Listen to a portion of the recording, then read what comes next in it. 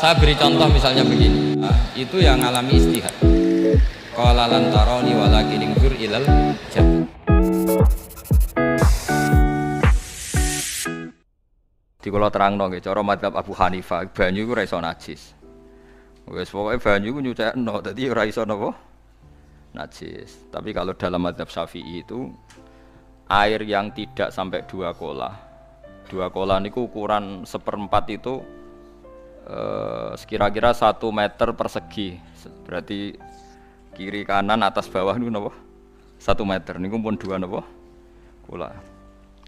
Niku nak cara Imam Syafi'i, jika air sebelum 2 kula itu kena najis sedikit, rubah atau tidak rubah najis, nggih. Tapi kalau terlalu banyak, meskipun kena macam-macam tidak nopo, tidak najis. Terus illa mata ghayyara, kecuali yang rubah.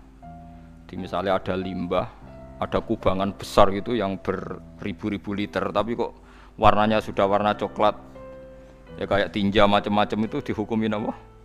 Najis. Tapi wis macam-macam malah madhab dalam air itu. Tapi saya pastikan itu madhab ulama. Saya pastikan itu madhab ulama. Kalau teks hadisnya begini nih, monggo nak jinan api latihan ijtihad. Kok menyesatkan ya ora apa-apa, sementing ini latihan. Jadi di Medina, ini hadis di Musnad Ahmad. Di Madinah itu ada sumur, bukan sungai loh. Saya ulang lagi, sumur, bukan sungai. Kalau sungai itu konotasinya kan luas, panjang, mengalir. Ini sumur, bener-bener apa? Sumur. Sumur, ya gedene sumur enggak sepiro.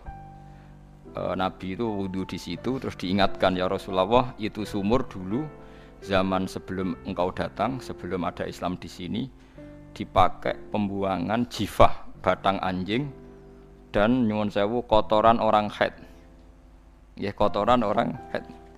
Terus saat itu Nabi ngendikan alma tahurun la yunajjisuhu syai'un, kata Nabi, yang namanya air itu menyucikan, tidak pernah bisa kena najis ya. Alma tahurun la yunajjisuhu syai'un. Terus Nabi wudu. Ya sudah begitu. Ya sudah begitu, sampai rasa bojiro-jiro. Alhamdulillah hadisnya ngono. Ya kan ya, paham kan ya? Mana nak sampean ditangkleti. Kulon sering ditanya sama orang-orang Jakarta, Gus, saya ini punya air langganan PDAM, itu dikelola dari sungai ini. Padahal sungai ini mulai tinja sampai sapi tank macam-macam ya ke situ semua, Gus. Terus gak baunya karena kaporit. Itu gimana itu, Gus? Suci ndak itu? Terus saya tanya, lah kamu pakai ndak? Ya sudah pakai, tapi tetap tanya hukumnya. Itu kan seperti yang di Jakarta itu kan, misalnya yang diolah itu kan sungai macam-macam tuh, lah itu yang limbah keluarga ya, kalau untuk nyuci piring nggak apa-apa. Sapi tank macam-macam kan ke situ juga. Ya kan ya, cara gue istihad ya. Karena kalau menurut Syafi'i 2 kolah pun tidak ada pengaruhnya kalau terlalu banyak apa? Bahan yang apa? Najis, yang limbah itu yang najis. Ya jelas najis ya. Kalau teletong sapi kan ijek ono intikal madhab, rausul makul tohir. Kotoran hewan suci itu suci, masih banyak madhab yang mengatakan bahwa kotoran barang suci itu suci, masih bisa intikal. Kalau kotoran manusia itu lebih kriminal, nggak ada madhabnya itu. Jadi kotoran wedhus iku ono ulama sing darani suci, tapi nek kotoran ruhin gak ono.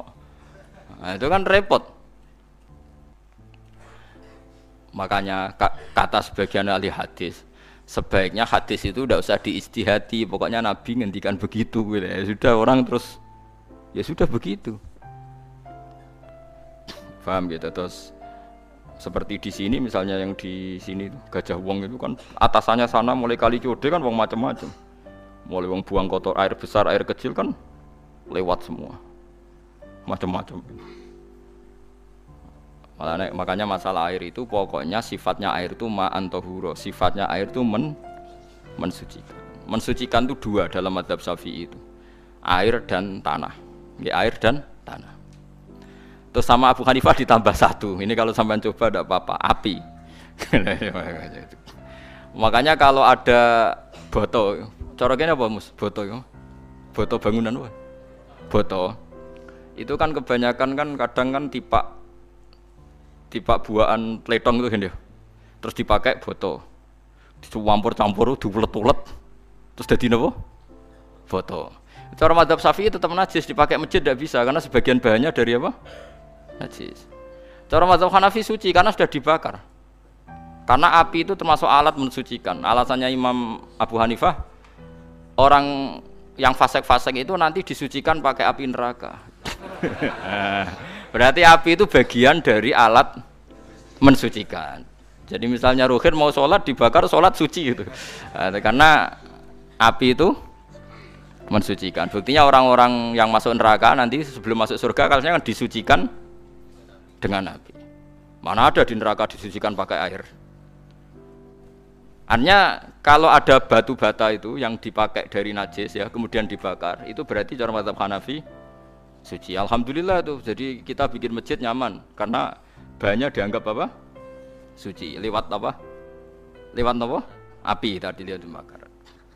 Tapi yang ngeri ya. Nggih. Ben sampean ngerti mazhab gitu.